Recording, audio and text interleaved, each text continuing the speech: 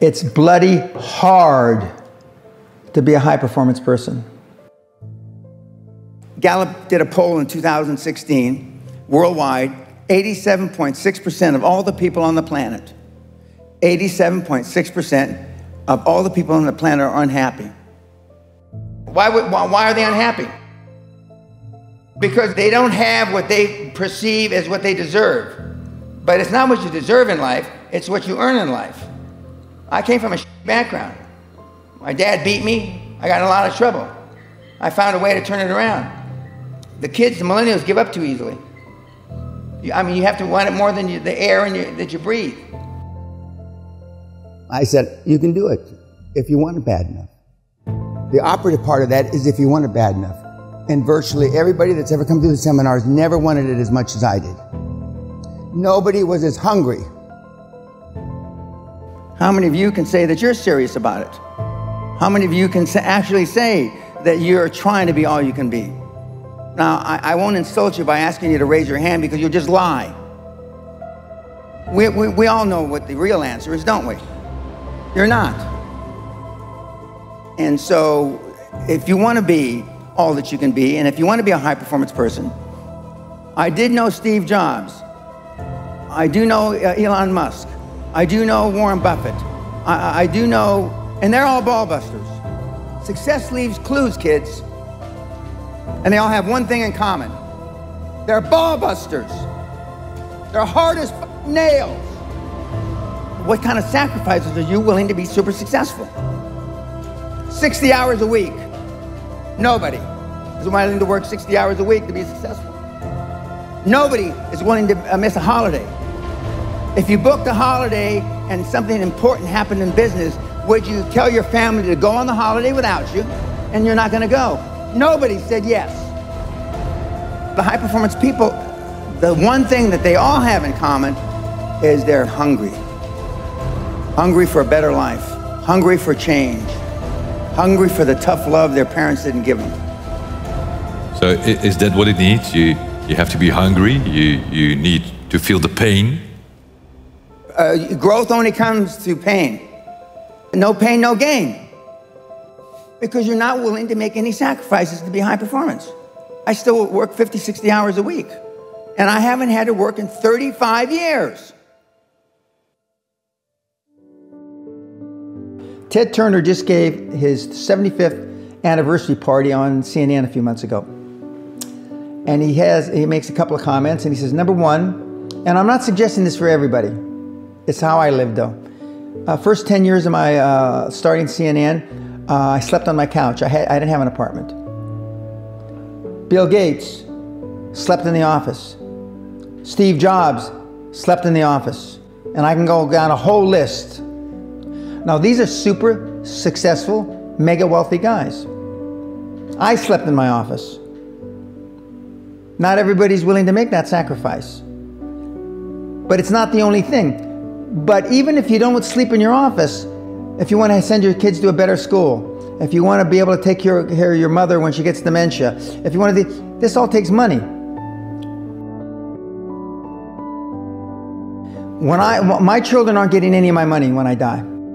Not one centavo, not one penny. And two of my kids are cool with it. One of them's not so cool with it. I'm not gonna, I think Andrew Carnegie, by the way, Andrew Carnegie, arguably the richest, most successful entrepreneur of all time, he said the best thing that you can have for a child is him to be born into poverty. And I agree.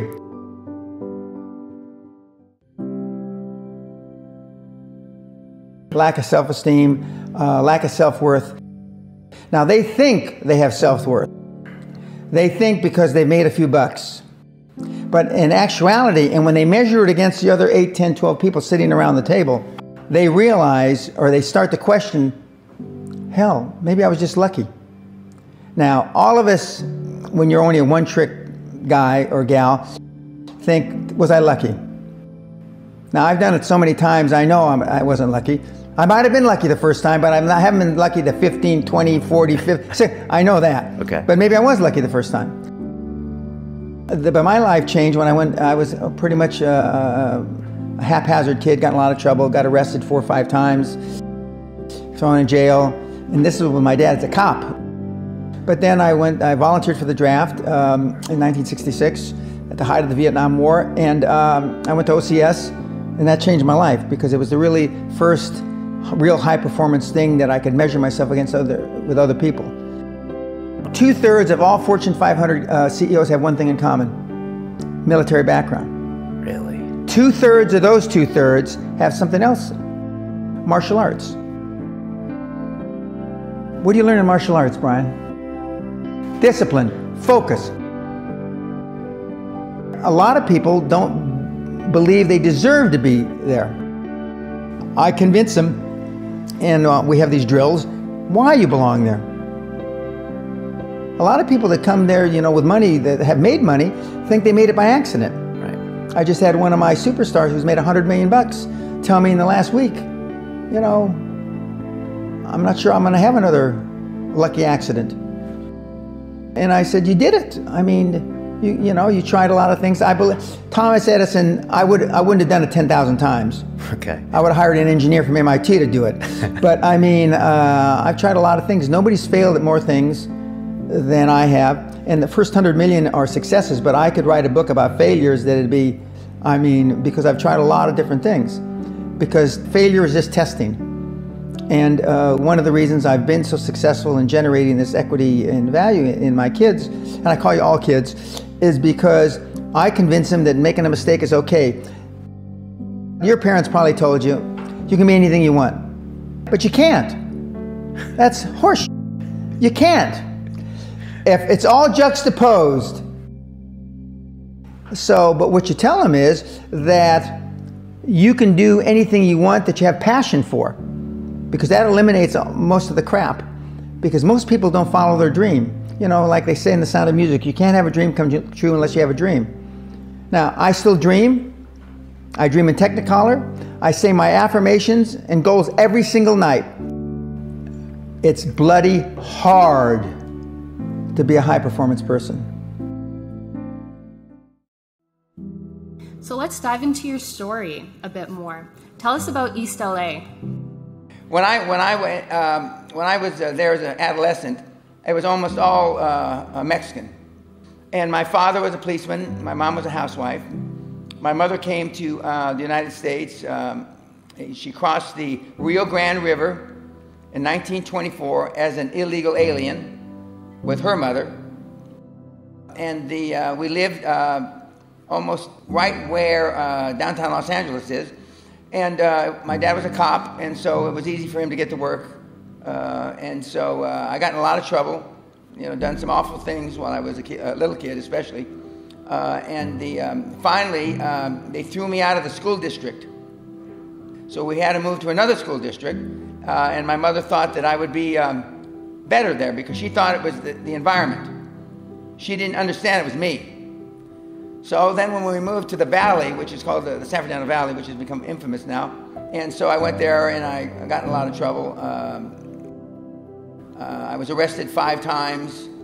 Finally, I volunteered for the draft in 1966, more or less at the height of the Vietnam War. And the Army made a man out of me. I became an officer, and the rest is really history. And it was the first high-performance thing I ever did.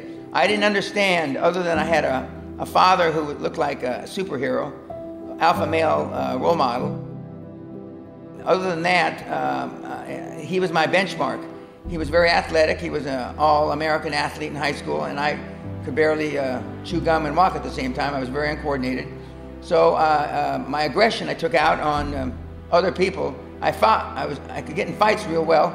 I've always been a big kid, and so but I went off into the Army. The first high-performance thing I did was become an officer, and I got out of the military quite by accident. I was going to stay in the military because it was perfect for me. It was almost impossible for me to get in trouble. And they gave you crazy things to do, which I enjoyed. And then one day, I got a special award. One day I'm sitting in the officers club and a 2-star general said, "Danny, why don't you buy the drinks for all of us?" And I said, I bought the drink, so you don't ask a two-star general why. And then he said, the magic words that changed my life. Danny, a young man like you could get rich in the civilian world. And I swear to you, a light bulb went off over my head. I'd never thought of rich Danny Pena in the same sentence. And I applied to get out of the Army, so I went from a regular Army officer to out, and I went back to school. A 4-year education in 2.5 years, and I almost got straight A's because it was easy. It was easy. I didn't realize how bright I really was until I got in the military. Because in grammar school in East LA, they used to stand me in a corner with a dunce cap. And if I was bad, they put me in a corner, then they put me in a closet. And they keep me in the closet until my mother or my grandmother came to pick me up. But my father told me, sticks and stones can break your bones, Dan, but words can never hurt you. The first thing I did is I looked for anomalies in the federal bidding process for federal products. I saw there was the refineries across the United States were only 60% being used, and yet there was a jet fuel shortage with the U.S. Air Force. So I put 2 and 2 together, I connected the dots, and I bid on federal contracts. And the first year in business, I did $50,540,000 in business with 1 employee, me. And then when I had that money, I went out and I sought oil and gas partners, drilling for oil and gas. And so I continued to build. Well, I bought an option on oil and gas properties for $60,000, and I turned it into $160 million in 99 days. From there, I was overnight success. And so I took it public and I grew the company, up to about 500 million, excuse me. Then the shareholders threw me out. They threw me out with a lot of money. So I didn't cry. Don't feel sorry for me. I decided I wanted to do something else because I already was ostensibly pretty rich. And I tried to teach university for a year. I found that very unfulfilling. The system that was devised 70 years ago after World War II, you go to work with a company, you work 30, 40, 45 years, you get a pension, and you can live in a picket house with 2.4 dogs, 6.4 grandchildren, and hopefully your original wife. Well, that model's dead. That is impossible anymore. And on top of it, you have $150,000 to $250,000 in debt for going to school. And some kids will be 45 years old and still be paying off student debt. Boy, that's a load of crap. Down deep in your soul, you know there is no get-rich-quick scheme that's legal. So for a millennial, it sounds trite, something they believe in. If you change 1 billion lives, you'll get wealthy. What do you believe in enough to quit your job to try to change 1 billion lives? Most of the kids just want to know if they get paid twice a month. Most of the people watching this thing should either not be in business if they've got one, or close the f***er down if they got one. Because you got in business for all the wrong reasons, and you don't have the balls to close them down because of what other people are going to say. You have no idea how limitless it is when you're not afraid of what other people think or say. You have no idea. There's not 2 people watching this thing that even has a concept of what it is to act as if you have no limits to your abilities. 0. But you have to do something every day that scares you. And that's a takeoff from Helen Keller, who said, or not said, she was deaf, dumb, everything, she couldn't do anything. And she said every day she did something to scare herself. Well, if you and I had all those afflictions, just getting out of bed would be scary enough. And so I decided that one of the differentiations between the people that got the most out of the week-long seminar and the year-long free mentoring from me is people that really press themselves hard. So I translated that into they've got to do something and list it, what they did to scare themselves every single day. Is that the essence of really what you do, is getting people to take more risk or to get out of their comfort zones, and then the wealth comes later? It's not just out of their comfort zones. It's to change your reality. Okay, you know, your reality is different than my reality, and you know your followers' realities are all different. But it's to change your reality and to make yourself accountable. That's not just getting outside your comfort zone, making yourself accountable. Okay, not just accountable, not accountable to somebody else, accountable to you, me, you know, yourself. Because that's the ultimately, that's the only person you should be accountable to, is yourself. And we grow up, in my judgment, wrongly, that we don't hold ourselves accountable enough. We just don't. We've learned to come up with reasons why we can't do this, reasons why it's okay not to do this, reasons why you didn't follow up on time, reasons why I told the guy I'd get back to him by Wednesday, it's now Friday. Oh, it's the weekend. I'll now get back to him till you know, on Monday. And life has gotten simpler now with the internet and with email and the things where the communication is almost instant. You'd think it should be easier, but it's not. I use the analogy. 25, 30 years ago, you go in to buy a $100 million company. Your due diligence would be 3, 4, 5 weeks, and it'd take you 3, 4, 5 weeks to close the deal. Okay, a month and a half. 6 to 8 weeks. With the internet, it should take less time because the information is instantaneous. It takes us twice as long to close a deal now. Twice as long. There's no reason for that.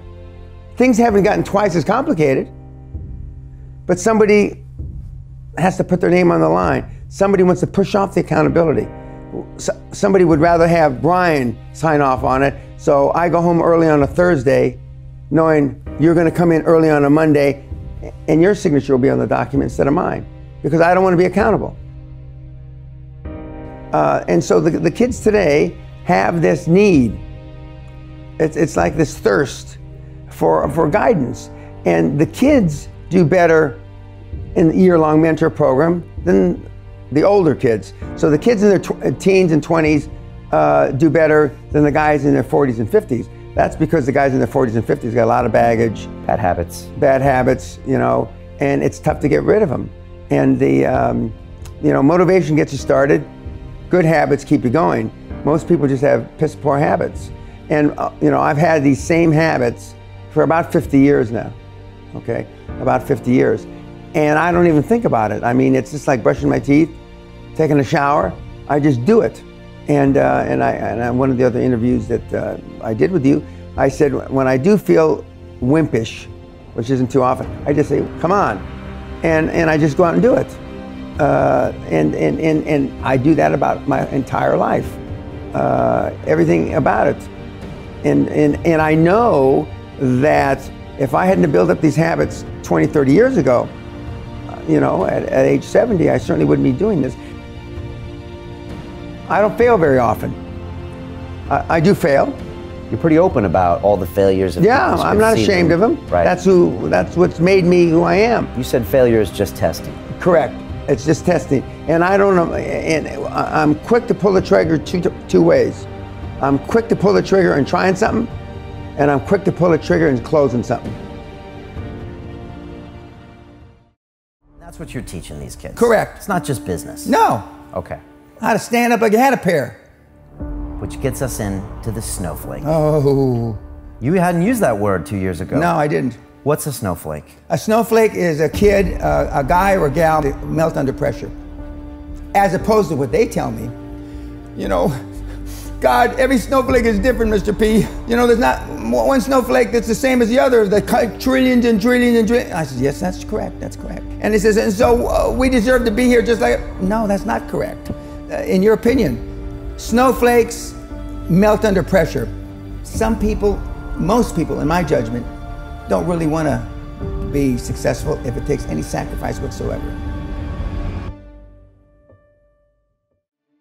everybody's scared to death of what might happen, and so they want to come across as your friend. They don't want people to say bad things about you. And it gets back to athletics. Our three children, which are millennials, we right at the outer edge as our oldest son, but they were in athletic programs in schools just when the no-win, you participate ribbons. And I took them out of athletics. And that was the beginning of the deterioration of my judgment, manly education. Even the guys that make it to your castle, correct, fork over the 20 grand, correct, even they don't want to be successful. Once they think, or once they see what it costs in human resources, that ain't for me. It's not what happens to us in life, it's how we interpret what happens to us in life. It's how we're trained emotionally to cope with information that we don't like. You can't hurt, sticks and stones can break your bones, but words can never hurt you. That's what the saying was when I was maybe 1 to 15. And so I just, shine it on. And I said, if you want to make something of it, we'll step out and then off and we'll see who's right and who's wrong. That's how we used to settle who's right and who's wrong. The guy that's standing over the guy that's on the ground. And a lot of times I got the shit kicked out of me. I don't know if you can protect people to a fault. I know when you have kids, as you do now, you can protect kids to a fault. Of course, that's why we have snowflakes, because they've led a bubble wrap life. My dad, I'm glad he's not alive to see this, because the more snowflakes we have, the less the possibility of the Earth making it. Okay, would you want the Earth to make it? Yeah, I do. Men aren't what they used to be. Men aren't the guys from the 14 and 1500s that sailed the ocean blue to find various parts of the world. Right, and that's hurting us. In a devastating manner.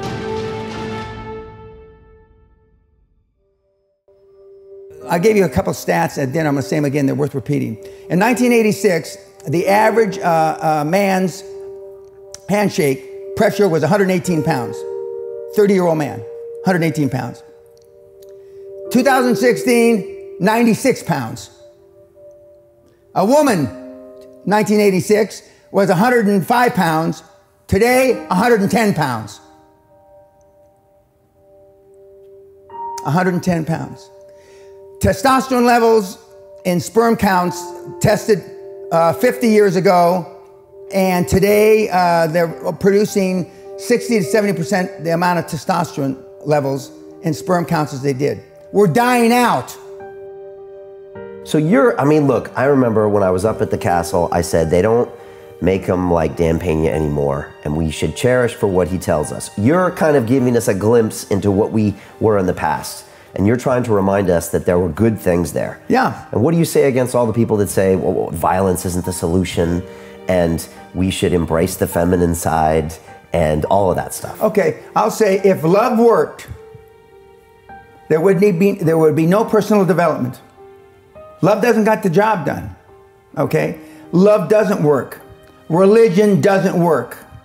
Nothing works other than if you have self-esteem as a human being. You're a better person, you're a better father, you're a better husband, better wife, whatever the hell, you're a better citizen. You take life more serious if you have self-esteem, if you have self-worth. Gallup poll did in 2016-17 a study. 86.6% of the people on the planet, of the 7.6 or 7 billion, are unhappy. They've locked out. They're not looking for anything in life. And I say I'd like to find the 13%, because most people are living hand to mouth. Most people are living paycheck to paycheck. Steve Jobs, Elon Musk, Warren Buffett, Bill Gates, Ted Turner. Success leaves clues, kids. I just named 5 of the greatest names in business in the last 150 years. And they all have one thing in common. They're ball busters. They're hard as nails. Where does that leave you? I still work 50, 60 hours a week. And I haven't had to work in 35 years. You're not willing to do anything. You're not willing to sacrifice anything to be a high-performance person. I don't want to be like that. No, most people don't. I want to be liked. Yeah, well, see, you want to fit in. I'm the only speaker that you're ever going to hear that really, with all his heart, doesn't give a shit. If I leave here you liking me, I did something wrong.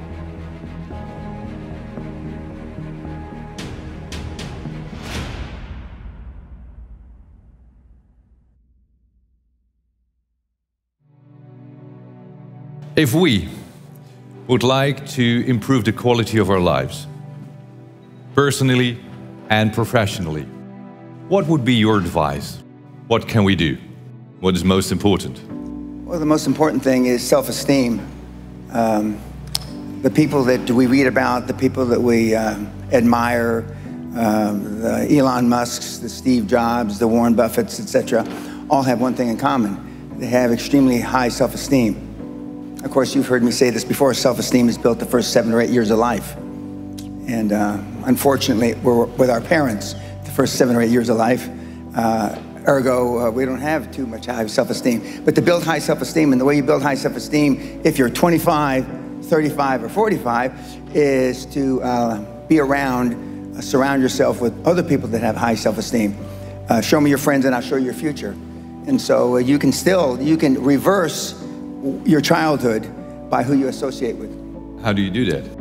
Well, you find people that are where you want to be, but they're already there. You're 22 years old, you're 32, you're 41 years old, and there's a guy or a gal who's 45 years old who is where you want to be. They've accomplished a lot of things. If you're into, they're saving the world, they're using their money for good causes, go associate with those people, be around those people. And they're easy to find, but they're not going to knock on your door. They're not going to come to your apartment or your flat and ask you, oh, can I help you? I had self-esteem. I didn't know till I got grown up and was an adult that everybody didn't have self-esteem. I didn't understand that. I didn't realize that everybody didn't have self-confidence. I didn't realize that everybody didn't have self-worth. Gallup did a poll in 2016, worldwide, 87.6% of all the people on the planet. We'll just round it off. 87% of everybody that walks the face of the earth, 7.65 billion people, are unhappy. The high-performance people, the one thing that they all have in common is they're hungry. Hungry for a better life. Hungry for change. Hungry for the tough love their parents didn't give them. So is that what it needs? You have to be hungry, you need to feel the pain? Growth only comes through pain. No pain, no gain. It's the same in life. If love got the job done, you wouldn't need podcasts, you wouldn't need seminars. It doesn't. Tough love gets the job done. But being liked doesn't get you a raise when you're working for whoever you're working for. Efficiency, accountability. Most people that come to seminars are there because they weren't held accountable when they were growing up. Because I can imagine that most people think you're so tough, so, you know, courageous, but tough. I don't want to be like that. No, most people don't. I want to be liked. Yeah, well, see, you want to fit in. I'm the only speaker that you're ever going to hear that really, with all his heart, doesn't give a shit. If I leave here you liking me, I did something wrong.